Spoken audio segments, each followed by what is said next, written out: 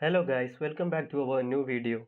And this video I will show you how to copy settings from an image and paste into another using Lightroom. First of all, you need to install the application Lightroom. For that, open your Play Store, search for Lightroom.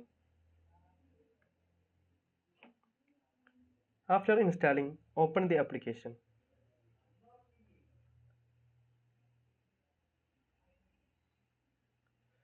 Here you can see the images in your gallery. Select the required image to copy the settings. This is the edited image to copy the settings. Tap on the three dot on the top side. Tap on the copy settings. Tap on the tick mark on the top side. Now the settings in the image is copied. Tap on the back option on the top side. Now choose the image to paste the settings. And again tap on the three dot on the top side. Now the settings are pasted in this image.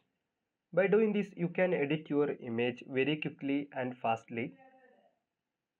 If you found this video useful, please do like and subscribe. Thanks for watching.